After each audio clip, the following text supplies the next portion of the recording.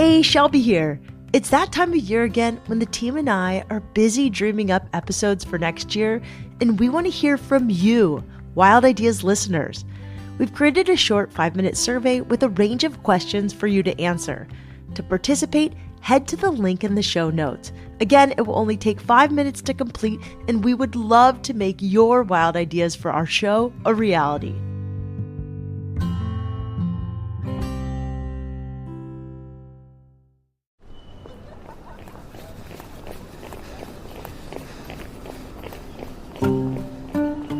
Professional athlete Rickey Gates isn't your typical runner. While he started his career racing at an elite level, he's always dreamed of crossing huge landscapes at his own pace. Rickey is now making those dreams a reality. In 2017, he ran 3,700 miles across America. The following year, he spent a month and a half running every single street in San Francisco.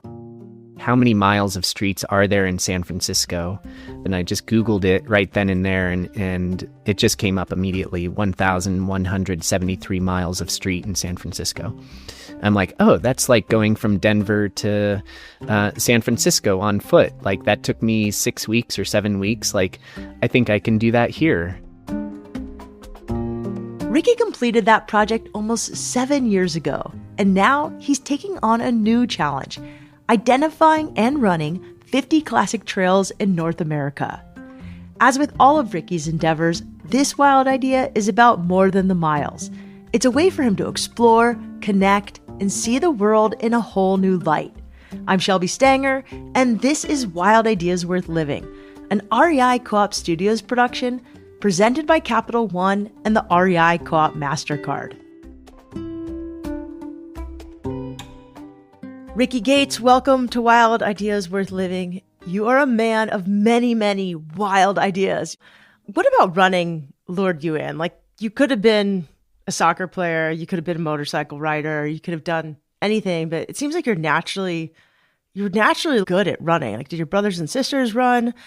Or was there just something about it that, I don't know, for me, when I found running, it quieted my mind in a way that nothing else did. Like, I think I was born with more energy than the average person, and I had to burn it, or it was a little destructive. But also, I just loved what my mind did when I ran. Yeah, I think that, like, kind of going back to the early years for it is that it just, like, I appreciated team sports, but like the solo aspect of running, the loneliness of the long distance runner, even though, you know, cross country is definitely a team sport, it really comes down to me, the individual, and like pushing yourself and kind of going inside yourself in a way that I hadn't found with any other sport. And then part of, you know, the cross country program that I grew up in Aspen, Colorado, the coach that I had moved to Aspen from, I think, Pennsylvania, in order to be on the trails in Aspen. He made sure that we were on the trails at least 2 runs a week. It was important to him to expose all these high schoolers that might not see those trails otherwise to their incredibly beautiful backyard. So that was really, to me, that was magical. It was getting out into the mountains, onto the trails, being one with nature, quieting my breath. And to this day, it's like the most important thing to me. And looking back on 22-year-old version of myself that, you know, would do a 2-hour run on a trail and not stop. And the 44-year-old version of myself does that same run and like takes a nap on the trail, or like is seeing which birds are out there, or like identifying flowers. You know, that same 2-hour run now takes me 4 hours, not because I'm running that much slower, but because, you know, the curiosity just keeps getting deeper and deeper about the environment that I'm going into. I'm curious where your first big wild idea started. Like, what was it? Was it in college, or was there something even before then? Let's see. I guess it would be kind of in between high school and college. Kind of the normal path for so many people is to immediately go on to college. I did exactly that before realizing that I was going to go completely into debt for many decades, paying for that education out of my own pocket. So I took 2 years off from school, and I traveled down to South America for 5 months, went to Italy for 6 weeks, came back to Aspen, worked what I still considered to be one of my favorite jobs that I've had in my life as a backcountry hut maintenance person during the wintertime, and then went back to school, but by that point, the travel bug had very much set in, and so I looked for a study abroad program that I could ride a motorcycle to, and I found one in Valparaiso, Chile, and rode my motorcycle from Aspen, Colorado to get to my first class on time. So, Wow. Yeah, I guess it's been going on a while. What is it about pursuing kind of these wild ideas that really lured you in and attracted? Was it knowing that you would grow, or was it just like, oh, this sounds fun? I think the very first one, it sounded fun, going to South America for 5 months. And it was new and scary, and I wasn't too concerned about safety. I just, I remember buying either 3 or 4 Lonely Planet guidebooks, because the internet was, I was able to send emails back home, but it wasn't a source for like where I was going to stay or anything like that while I was traveling around. This is Bolivia, Ecuador, northern Chile, and Peru. And so I just kind of like put my trust in those books and just kind of went for it. The second trip, which was a few years later on the motorcycle going from Colorado to Chile, that one, there were a lot more unknowns. So yeah, that I would say that trip more than any other trip just put a lot of faith in myself and into adventure and to embracing the unknown. Like it's always going to work out some way or another, and kind of getting rid of the fear factor there. Maybe not getting rid of it, but like acknowledging it and not succumbing to it became super important, and really fueled a lot of adventure and crazy ideas that I had going forward from there. Riding his motorcycle from Colorado to Chile gave Rickey a taste for long-distance travel. He learned that he loves taking it slow, meandering through small towns, quiet back roads, and meeting new people along the way. Once he came back to the U.S., his life started to shift.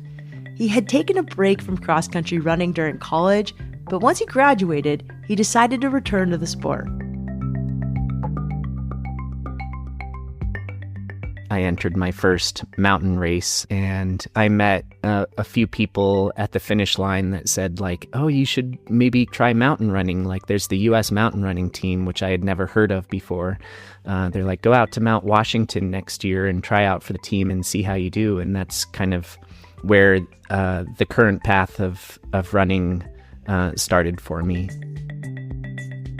Rickey made the team, and he spent the next few years competing around the world. Still, his fondness for open-ended adventures never went away. Eventually, it led him to a new wild idea: to run across America.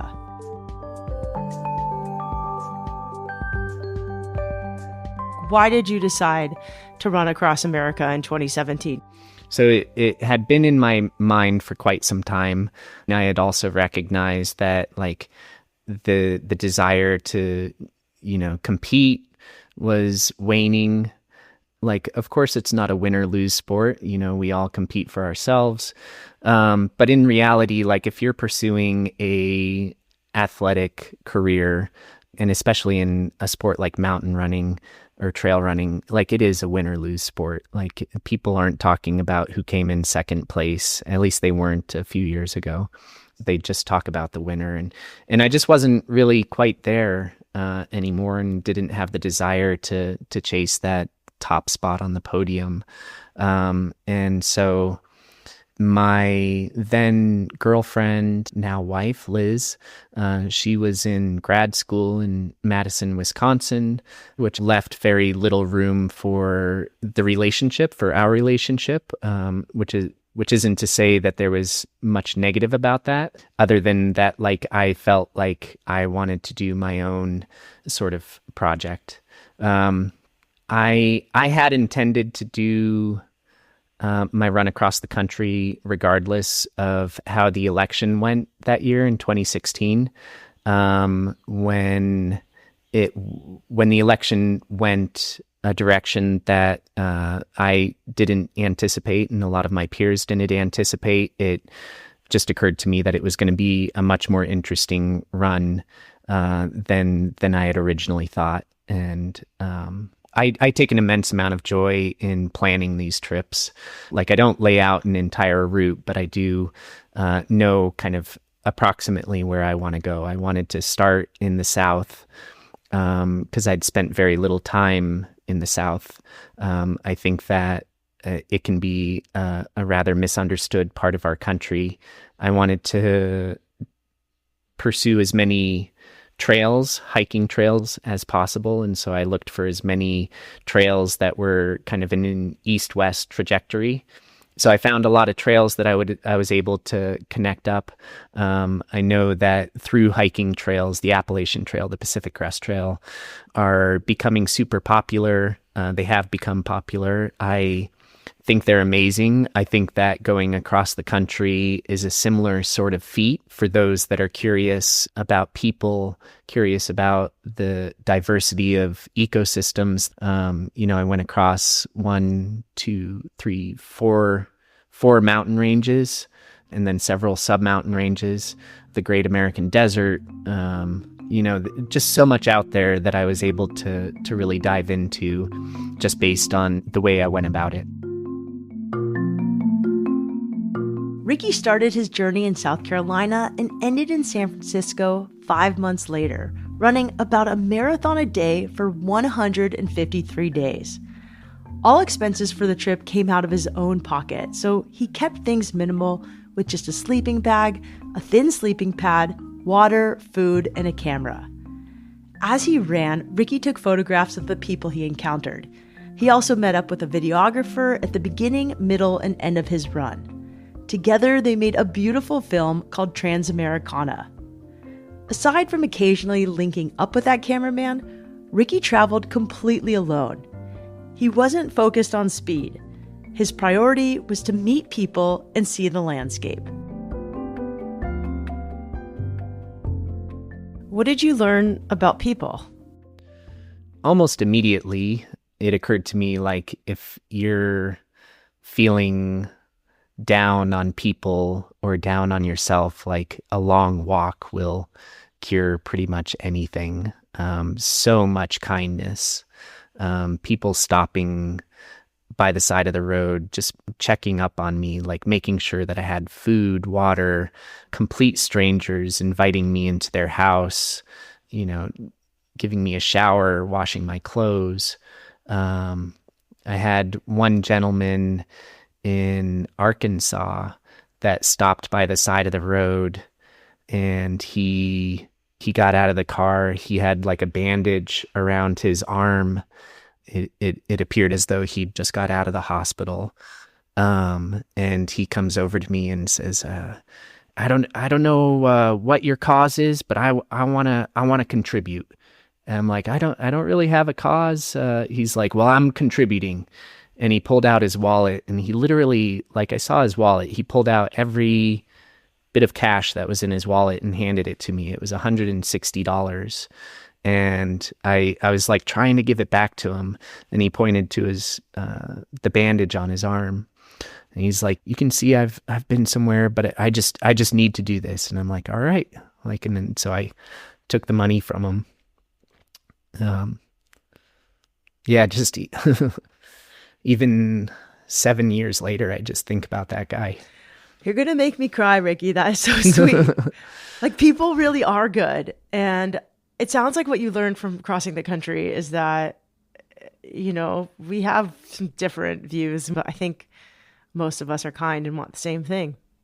Yeah, and it feels important to me again. Like I do think that we need to stay informed about what's happening around the world, but like I also like recognize that like we have never had as much access to information in the entirety of human history as we do right now, and that it's okay to kind of turn that dial down a little bit and receive a little bit less information and go talk to people one on one. And I, you know, I was exposed to that before, but I never felt it as intensely as I did during my run across the country.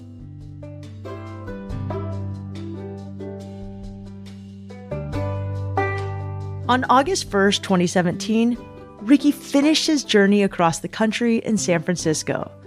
Though it was the end of this wild idea, in many ways, Rickey's grand running projects were just getting started.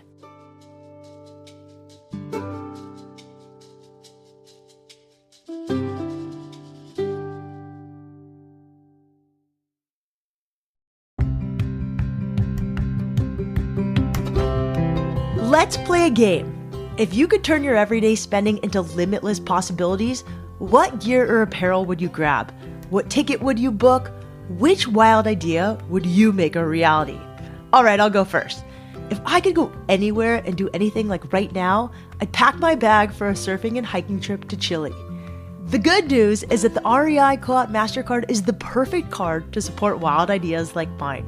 It has you covered with rewards and benefits that encourage your love of the outdoors. This card is exclusively for REI Co-op members, taking your membership even further with card rewards on every single purchase, whether you're shopping at REI or anywhere else. And you can redeem your card rewards as you earn them, so you can finally grab those new hiking boots you've been eyeing, stock up on snacks, and keep more cash in your pocket. Head over to rei.com/mastercard-podcast to see if you're pre-approved today.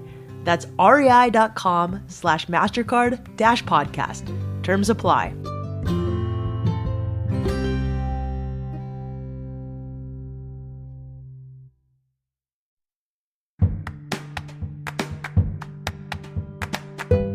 Runner Rickey Gates takes on projects that are less about speed or miles and more about places he goes and people he meets. After a stint as a competitive trail runner, Rickey turned to a different kind of adventure, running 3,700 miles across the US in 2017. That journey turned out to be the beginning of Rickey's unique project-based runs, epic adventures that often last more than a month and require extensive planning.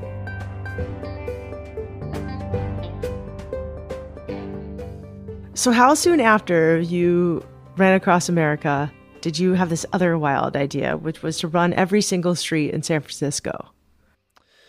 So finished in 2017. The finishing a journey like that, like without question, opens up a massive void in what my purpose was. Oh yeah, we talk a lot about this on the podcast. I mean, not enough people talk about these post-adventure blues, but they're real. They're very real. And like the very next day after finishing my run across the country, just kind of like, psyched to be done, but I was wearing normal clothes again at that point, and I just walked into a store and like, no one's looking at me here. Like, something's been kind of taken away from me or something's missing. And so it was, I came to terms with that, but also just recognized like I had more in me. I knew what my body was capable of. I knew what my mind was capable of. And I knew that I wanted to do an adventure that was sort of similar to what I had just done. But I didn't want to leave my girlfriend for, another month or 2 months.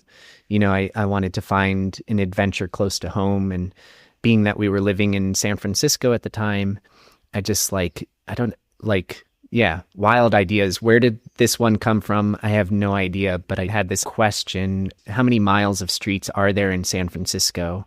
But I just Googled it right then and there, and it just came up immediately. 1,173 miles of street in San Francisco.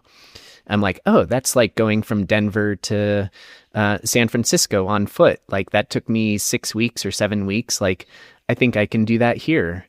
And so then the planning, it just went off from there. Like, had anyone ever done this before? I'd learned about a guy that had done all the streets in San Francisco over a 7-year period. And I tried reaching out to him, couldn't get a hold of him, but he had left some articles around and it just looked like really cool. And I started looking at like all the neighborhoods in the city. You know, I'd lived there for 6 years at that point. All the neighborhoods in the city that I'd never even set foot in. And it just occurred to me that like there was so much about this city that I had the opportunity to get to know in a similar way that I had just gone across the country, that I am like, all right, I'm going to run every single street in San Francisco. I don't know how this is going to go, but I had the very small Ford Transit van. And I'm like, all right, I'm just going to plant myself out of the van and treat this like a proper mission, and set off. I think it was the day after Halloween, from the Golden Gate Bridge, and moved very methodically throughout the entire city, neighborhood by neighborhood, covering about 30 to 35 miles a day, and print out maps. I was easier for me at the time to just kind of use printout maps, and covered every street in San Francisco. It was, it was amazing. So when you cover every street in San Francisco, you have to backtrack. Like you can't just do every street once. Like it's a maze. So you have to go backwards and then forward and then backward and forward. So you end up running a couple streets twice. It seems like it was a bit of a math problem. Yeah. Let's see. The math problem is called the postman problem, and it is an actual math problem. So if you can imagine a postman going from door to door, you know, they are going to cover every single street, and there's inherent redundancy. So that 1,100 miles ended up being more like 1,350 miles, an additional 200 miles of streets of just backtracking in order to cover all the streets. It took Rickey 46 days to run every street in San Francisco. Along the way, he saw new parts of the city that had been the backdrop of his life for the past 6 years. Each day, he ran for about 11 hours, and several times a week, he spent the night in his van in the city, which made it easy for him to pick up where he left off the previous day. What did you notice as you ran through the city that most people miss? Oh, so much wonderful graffiti, and very small graffiti. Like, in particular, like I started paying attention to, they're called water plate covers. They're the size of a coaster that you would set your beer down on, and they're on the sidewalks. They're on every single sidewalk. And I'd never seen them before, never really paid attention. And then I started paying attention and recognized that nearly every single one of them has a very small tag on them, written in white out. And so like I imagined like someone probably shoplifting a whiteout pen from the office Max or wherever, and like literally getting on your knees to write your little tag in tiny little letters on this little water plate that 99.9% of people are not even going to see. But it's just kind of like this fulfilling this desire to be seen in the city, even if it's being seen by your own eyes, you know, going by that water plate the next day and like, yep, there's me. Like I was here. So I just started like, for me, it became a scavenger hunt through the entire city. Oh gosh. what other little things there? For that project, it was much more challenging for me to approach people and get portraits of them. I found that not having, I call it a costume, not having the costume that I was wearing while running across the country, and the nature of just being in a city. People were more standoffish, less easy to, strike up a conversation with. But I did get quite a few portraits of people out there, just kind of explaining to people what I was doing. A lot of people just not really believing it and shrugging it off. But yeah, you can get a lot out of just being in a neighborhood for an entire day. In some of those neighborhoods being as big as they are, several days, just absorbing the vibe, the feeling of that place.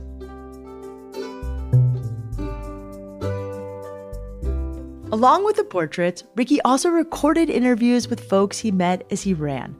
Both are featured in a short film about his project titled Every Single Street. Rickey's storytelling has attracted partnerships with different outdoor brands. Solomon sponsored his early films, and now he's on Janji's field team. In fact, Rickey's current project, running the 50 Classic Trails of America, came about through his connection to the brand. Janji actually learned about this project that I have been thinking about and talking about for over a decade, the 50 Classic Trails of America, that I had never really gotten off the ground. And they approached me and said, like, this is a really cool idea. Let's work together on this, and we'll support you on these 50 trails. 3 months into working on the project, the co-founder of the company sent me a text message, and he's like, "Hey, do you know these guys, Andy Cochran or Ian McClellan?" And I'm like, "No." He's like, "Oh, well, they're also working on a project called the 50 Classic Trails of America." And I'm like, "Oh, no." And he's like, "Do you want to meet them?" And I'm like, I guess." I was hesitant about it. Yeah. All of these things, like, I've just done on my own, and like I was determined to do this one on my own. And so we got a Zoom call together, me and these two other guys, and compared notes and just recognized that our projects were nearly identical, and we just agreed to work together on this project. When are you going to start, and like, which are the 50 classic trails? So the list is our list, and it's based on the parameters that we agreed on. And to differentiate, these trails can all be done in a single day by a strong person. So our shortest trail is 17 or so miles. Our longest trail is the Wonderland Trail, 94 miles in Washington, that goes around the base of Mount Rainier. But the kind of the happy zone in there is like in the 25 to 40 mile range, where you're not, completing half of the trail at nighttime, that you are enjoying it in its daylight hours. I believe our tally right now is that we've run 37 or 38 of them. So it's a project that's very much happening right now as we speak. Wow, I didn't know that. That's awesome. Yeah, and it's been super fun. Like, whereas I was in years past training to make sure that I could, finish on the podium in a race in a place where I knew nothing about or maybe didn't speak the language. Now I'm training a little bit more casually in order to be sure that I can cover 42 miles in the Southern Sierras in daylight hours. The parameters for me are a lot more approachable and friendly on a trail that I'll spend literally hours and hours and hours finding as much material on that trail and on that region who came before us, settlers, native people who built the trail. what the geology of the trail is like. So all of these things, it's just like this self-appointed goal of like being able to give a little TED talk about every single one of these trails that I'm doing. And in order to be able to say confidently, like, to a friend or to a stranger, like, oh, you've got a 3-day weekend, like, this is a bucket list trail. You can go across the country, do this trail, and you will not forget about it for the rest of your life. I love that. So you're just flying to these places, running them, going for it, or driving to some? Yeah, flying, running to them, or driving to some of them. There's, it's the funnest part about our discussion is, deciding which trails are on the list and which are off the list.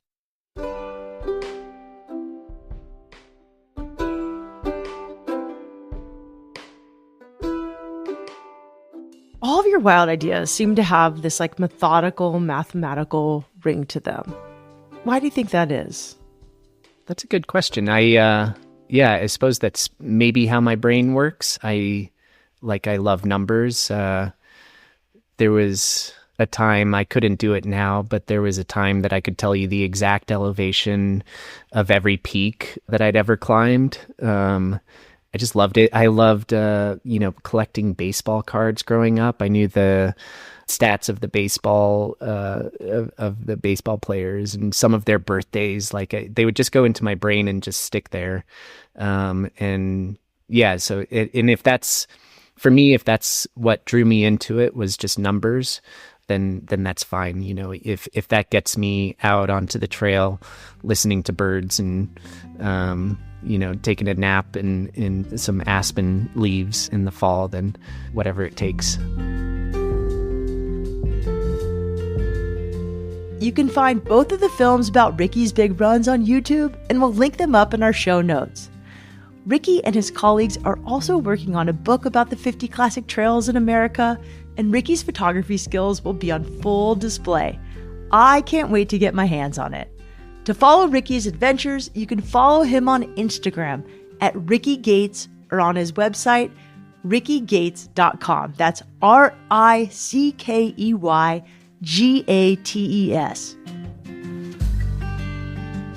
Wild Ideas Worth Living is part of the REI Podcast Network.